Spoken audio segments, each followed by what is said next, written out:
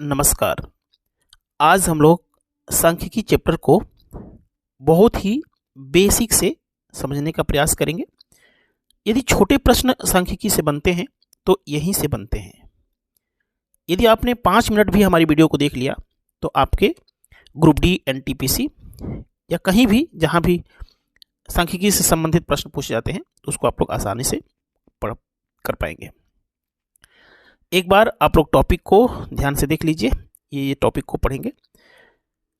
यदि 700 पेज का PDF funny concept classes का नहीं लिया है तो funny concept classes app download करके 700 पेज का पीडीएफ ले लीजिए। पूरे देश में तेजी के साथ वायरल हो रहा है। वहां पे आपको 300 से ज़्यादा रिकॉर्डेड क्लास भी मिलेगा।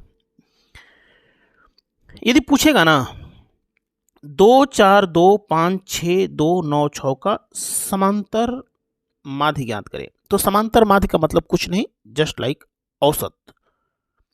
सभी आंकड़ों को जोड़ते हैं। 1 2 3 4 5 6 7 8 जितनी ये आंकड़े होते हैं उसको हम लोग भाग देते हैं। सबको जोड़ा गया है और 8 से भाग दिया गया है। 4.5 आंसर आ गया है। ये क्वेश्चन कोई भी कर सकता है।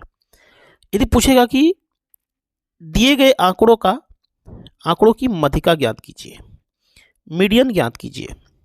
सबसे पहले क्या करते हैं, इनको आरोही एसेंडिंग ऑर्डर में, एसेंडिंग ऑर्डर का मतलब ये होता है कि सबसे छोटा फिर उससे बड़ा फिर उससे बड़ा फिर उससे बड़ा, ऐसे हम लोग सजाते हुए लिखते हैं। जैसे कि आंकड़े बिखरे रूप में हैं, इसको हमने क्या किया, सजा के लिख दिया। यानी 2 सबसे छोटा है, 2 3 बार आ गया है तो 2 से बड़ा 4 आ गया है, 5 आ गया है।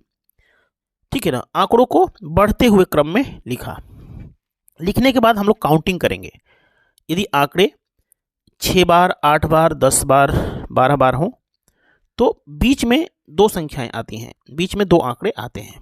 जैसे कि आपने देखा कि यहाँ पे आंकड़े कितने हैं, 8 आंकड़े हैं, तो 3 इधर छोड़ दीजिए 3 इधर छोड़ दीजिए, दोनों को जोड़ के और 2 से भाग दे दीजिए। आंसर आ जाएगा क्या, माध्यिका आ जाएगा। ठीक है। यदि 10 आंकड़े हैं तो 4 इधर छोड़िए 4 इधर छोड़िए, बीच वाले दो संख्याएं दो आंकड़े बचेंगे, उसमें 2 से भाग दीजिए। यदि 12 आंकड़े हैं तो 5 इधर छोड़िए 5 इधर छोड़िए, बीच में 2 आंकड़ों को ना समझ में आ गया होगा।